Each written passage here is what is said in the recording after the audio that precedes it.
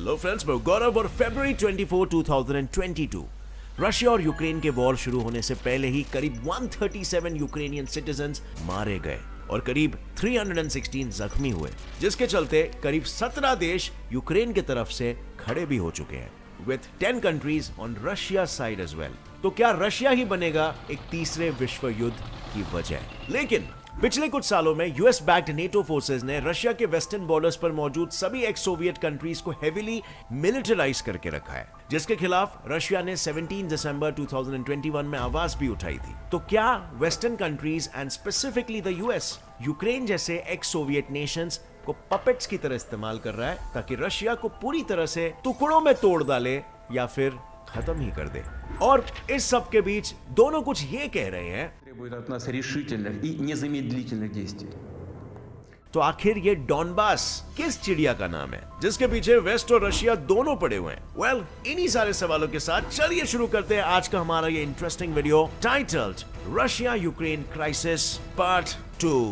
18th century ये वो समय था जब इंडस्ट्रियल रेवोल्यूशन दुनिया भर में अपने पैर पसार रहा था और सभी मेजर कंट्रीज अपने इन्हीं इंडस्ट्रीज को पावर देने के लिए कोल और अन्य रिसोर्सेज से भरे हुए रीजन्स को ऑक्यूपाई कर रहे थे। और इसी बीच सोवियत एम्पायर ने भी कोल डिपॉजिट्स से भरे दो रीजन्स पर अपने नजरें गड़ाई। इन दो रीजन्स का नाम था डोनेट्स्क और लुहांस्क, जो वैसे तो प्रेजेंटली यूक्रेन और रशिया के बॉर्डर पर मौजूद दो अलग प्लेसेस हैं, लेकिन रशियंस इन्हें कलेक्टिवली डॉनबास के नाम से पुकारते हैं। और इसीलिए प्रेजेंटली यूक्रेन में जो क्राइसिस चल रहा है उसमें रशिया मेजरली 3 बातों पर अड़ा हुआ है। नंबर 1, क्योंकि डॉनबास में रशियन स्पीकर्स की तादाद ज्यादा है और वो रशिया में फिर से मिलना चाहते हैं, यूक्रेन और नेटो इन एरियाज को रशिया में मिलने से रोक रहा है, जो कि उन्हें नहीं रोकना चाहिए।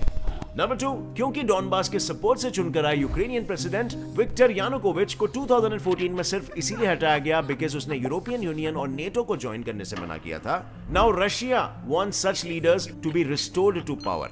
नंबर 3, क्योंकि over a period of time NATO forces ने ऑलमोस्ट सभी एक्स सोवियत नेशंस जैसे रशिया, पोलैंड, यूक्रेन एटसेट्रा को हेविली मिलिटराइज करके रखा है। Russia obviously sees this as a threat और वो उन रीजन्स को डीमिलिटराइज्ड देखना चाहता है। So, now that you know कि इस कहानी की बेसिक जिस्ट क्या है, let's see कि recent ड्रामे की शुरुआत कहां से हुई। यानी simply let's discuss the sequence of events in present crises।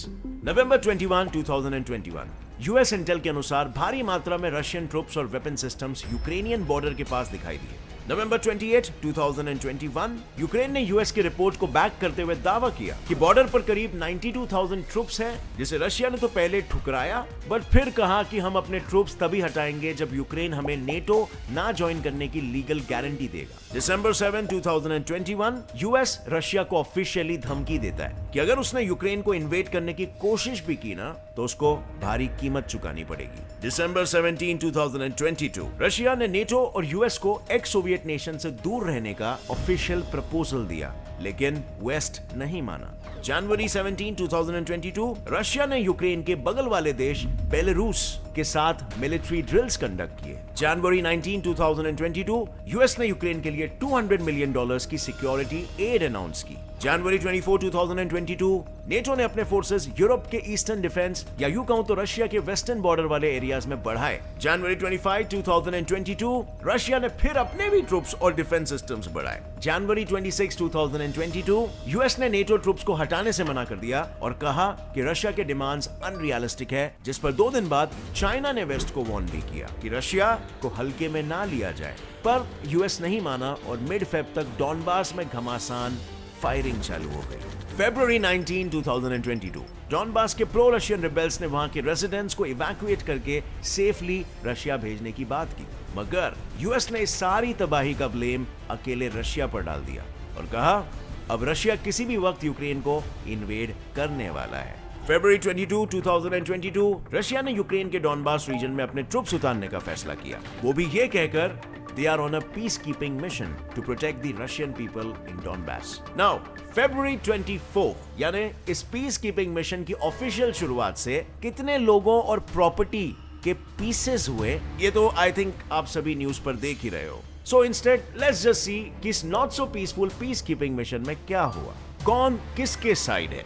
NATO के बड़े प्लेयर्स जैसे Belgium, Canada, Denmark, France, Iceland, Italy, Luxembourg, the Netherlands, Norway, Portugal, the United Kingdom and the United States, ये तो ऑब्वियसली यूक्रेन की side खड़े हैं, लेकिन साथ ही जर्मनी, फ्रांस, जापान, ऑस्ट्रेलिया और साउथ कोरिया ने भी रशिया पर सैंक्शंस लगाने का ऐलान कर दिया है। हाउएवर, रशिया भी यहाँ पर अकेला नहीं है, क्योंकि यूएस के obvious enemies with nuclear capabilities यानी चाइना, ईरान, पाकिस्तान और नॉर्थ कोरिया रशिया की तरफ है, मगर साथ ही क्यूबा और 5 एक्स सोवियत देश जैसे अर्मेनिया, किर्गिस्तान, ताजिकिस्तान, कजाकिस्तान और बेलारूस भी रशिया के साथ ही खड़े हैं। इनफैक्ट इन 5 एक्स सोवियत देशों ने तो रशिया के साथ मिलकर collective security treaty organisation CSTO भी फॉर्म कर लिया है, जिसके अंतर्गत any attack on Russia would be considered as an attack on other 5 countries as well. And by the way, इस पूरे इशू को बढ़ चढ़ के ताव देने वाले यूएस जैसे देशों ने तो ये साफ जाहिर कर दिया है कि वो यूक्रेन को सपोर्ट करने के लिए सिर्फ डिफेंस इक्विपमेंट्स और फंड्स ही भेजेंगे, अपने खुद के मिलिट्री ट्रूप्स नहीं।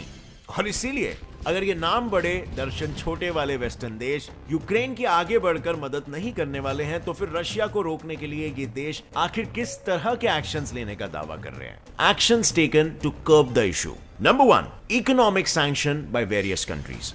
यूके, रशिया के 6 बैंक्स, 11 बिजनेसेस, 8 प्रोमिनेंट लोग जिनमें हमारे पुतिन साहब के एक्स दामाद किरिल शामिलोव भी शामिल है, उनके पॉलिटिशियन सारे एक्सपोर्ट लाइसेंसेस पर सैंक्शंस लगाएंगे और एसेट्स को जब्त किया जाएगा, और इन सैंक्शंस के चलते रशियन कंपनीज अब यूके के मार्केट से पैसे बोरो नहीं कर सकती और यूके से कोई पेमेंट प्रोसेस नहीं होगा। जिसके बाद यूके ने तो अपने एयर स्पेस के दरवाजे तक रशियन एयरलाइंस के लिए बंद कर दिए। यूएस, सैंक्शंस लगाने में यूएस डेफिनेटली पीछे नहीं रहने वाला है। यूएस ने भी 5 रशियन बैंक्स, कुछ रशिया के प्रोमिनेंट लोग और बिजनेसेस पर सैंक्शंस लगा दिए। और हाँ, साथ ही में यह भी कहा है कि ये तो फर्स्ट ट्रांच ऑफ सैंक्शन है, इसके आगे कुछ हरकतें हुई तो सैंक्शंस और सिवियर हो जाएंगे। यूरोपियन यूनियन ने तो एक स्टेप आगे बढ़कर सैंक्शंस लगाए उनके 27 इंडिविजुअल्स और ऑर्गेनाइजेशंस पर। 351 डूमा के मेंबर्स और रशियन मिलिट्री कमांडर्स के साथ यूरोपियन यूनियन के कैपिटल मार्केट के सारे ट्रांजैक्शन रशिया से तोड़कर उन्होंने अपना विरोध जताया। जर्मनी, इन्होंने तो अपना अनोखा विरोध जताया। गैस पाइपलाइन बंद करके, मेरा मतलब है नॉर्थ स्ट्रीम 2, ये $11 बिलियन की Russian natural gas pipeline project है, जिसके डील को रोककर उन्होंने अपना विरोध जताया। जापान और ऑस्ट्रेलिया ने भी बाकी कंट्रीज की तरह प्रोमिनेंट लोग और एसेट जब्त जैसे सैंक्शंस लगाए। पर इतने सैंक्शंस के बावजूद भी रशिया और यूक्रेन में जी भर के तबाही मच रही है, तो क्लियरली ये सैंक्शंस इमीडिएटली तो जरा भी काम नहीं कर रहे हैं। तो क्या रशिया को रोकने के लिए वेस्ट और यूक्रेन के पास कोई ब्रह्मास्त्र नहीं है? वेल, काइंड ऑफ एक है, एंड दैट इज रशिया पर स्विफ्ट बैन। ये एक ऐसा बैन होता है जिससे खुद रशिया भी डरता है, वो भी इतना कि 2014 में जब एक सिमिलर इशू के चलते रशिया पर इस बैन को लगाने की बात चल रही थी, तब उसके फॉर्मर फॉरेन मिनिस्टर एलेक्सी कुड्रिन ने कहा था कि इस बैन के लगने से रशिया की जीडीपी 5% से गिर जाएगी। पर यह स्विफ्ट आखिर होता क्या है? वेल, स्विफ्ट यानी society for world wide interbank financial telecommunication, इसे 1973 में ब्रुसेल्स में बनाया गया था, जिसका काम था सिक्योर मैसेजिंग सिस्टम प्रोवाइड करना, जिसे यूज करके banks quick and secure cross border payments कर सकते हैं। यानी सिंपली कहे तो ये इंटरनेशनल बैंक्स का व्हाट्सएप है, जिससे 2 अननोन बैंक्स कंफर्म कर सकते हैं वेदर पैसे जिस अकाउंट में पहुंचने हैं वो अकाउंट उसके ओरिजिनल रिसीवर का एग्जिस्टिंग अकाउंट है या फिर नहीं। Now this is a huge ban जिसे अभी तक किसी भी कंट्री ने किसी दूसरे पर इंपोज नहीं किया है, इवन तब भी जब 2014 में रशिया ने यूक्रेन के क्रीमिया पेनिनसुला को कैप्चर किया था। बट वेट, रशिया ने वापस यूक्रेन के साथ वही किया है। क्या इसका मतलब यह है कि रशिया स्विफ्ट बैन के खिलाफ अपनी कोई नई रणनीति सोच चुका है? आखिर क्या पॉसिबल एक्शंस ले सकता है रशिया? अपने डूबते इकोनॉमी को बचाने के लिए हो सकता है रशिया अपनी न्यूक्लियर टेक्नोलॉजी यमन या सऊदी जैसे इररिस्पॉन्सिबल देशों को बेचना शुरू कर दे टू अर्न सम एक्स्ट्रा बक्स। यानी ये बिल्कुल वैसा ही हो जाएगा जैसे सैंक्शंस लगने पर पाकिस्तान ने किया था, by selling nuclear technology to Iran, North Korea and Libya, वो भी यूएस के नाक के नीचे से। साथ ही रशिया वर्ल्ड के 12% ऑयल डिमांड को केटर करता है, जिससे रशिया के ऑयल ट्रेड पर बैन लगना मतलब वेस्ट के लिए खुद के पैरों पर कुल्हाड़ी मारने जैसा हो सकता है, क्योंकि यूरोपियन यूनियन को अपने 40% नेचुरल गैस सप्लाईज रशिया से ही मिलते हैं और यूके को अबाउट 3%। ऊपर से ऐसे बैन से जर्मनी के north stream 2 oil pipeline project पर भी परिणाम हो सकता है, जिससे वेस्टर्न कंट्रीज में ऑयल प्राइसेस आसमान छूने लगेंगे। और रही बात डॉलर्स पर लगाए सैंक्शंस की, तो बीबीसी न्यूज से पता चलता है कि रशिया के पास $630 बिलियन वर्थ का सोना भरा पड़ा है, जिससे रशिया अपने सारे ट्रेड डॉलर्स को सरपास करके गोल्ड में भी कर सकता है। इसी के साथ स्विफ्ट बैन के खिलाफ रशिया ने भी एक काफी स्विफ्ट मूव लिया है, जिसमें रशिया अपना खुद का सिस्टम ऑफ इंटरनेशनल पेमेंट्स तैयार कर रहा है। वो 2014 के बाद से ही चाइना के साथ अपनी नजदीकियां बढ़ा रहा है, वो भी उनके साथ डी-डॉलराइजेशन का नारा लगाते हुए। इस स्ट्रैटेजी के अंतर्गत दोनों ने यूएस डॉलर की इंपॉर्टेंस घटाने के लिए आपस में 150 बिलियन युआन्स यानी $24.5 बिलियन का करेंसी स्वैप एग्रीमेंट साइन किया है। बट क्या इतनी नजदीकी रशिया सही होगी, या रशिया भी चाइना के इस प्रेम जाल में फंसता ही चला जाएगा? वेल, रशिया अच्छी तरीके से जानता है चाइनीज करेंसी को बढ़ावा देने से उसकी प्रोमिनेंस बढ़ सकती है और वो चाइना के डेट ट्रैप में फंस सकता है। तो क्या जैसे यूक्रेन के एनवॉय ने पीएम मोदी से रशिया को समझाने की मांग की है, इंडिया को इसमें इन्वॉल्व होना चाहिए? और इस पूरे इशू का इंडिया पर क्या असर हो सकता है? Well, that is an issue for another video, क्योंकि एक्चुअली मोदी ने इस पे रिएक्ट अभी तक नहीं किया है। भारत का इसमें एक इंटरेस्टिंग स्टैंड होने वाला है। I am waiting to see that. And अगर आपको इस पे भी एक डिटेल वीडियो चाहिए तो कोई बात नहीं, वो हम बनाएंगे हमारे दूसरे चैनल गेट सेट फ्लाई फ्लर्न में बहुत ही जल्द। So just wait for it. आपका क्या ओपिनियन है इस सारे मामले को लेकर फ्रेंड्स? कमेंट सेक्शन में करना अपनी टिप्पणी। और अगर इस वीडियो से कुछ भी नया जानने मिला, एक लाइक जरूर ठोकना। गेट सेट फ्लाई फैक्ट को अभी सब्सक्राइब कर लो, ऐसे इंटरेस्टिंग नॉलेजेबल वीडियोस आपको यहीं पर देखने मिलेंगे regularly. Stay tuned for the next one. Till then, take care and जय हिंद।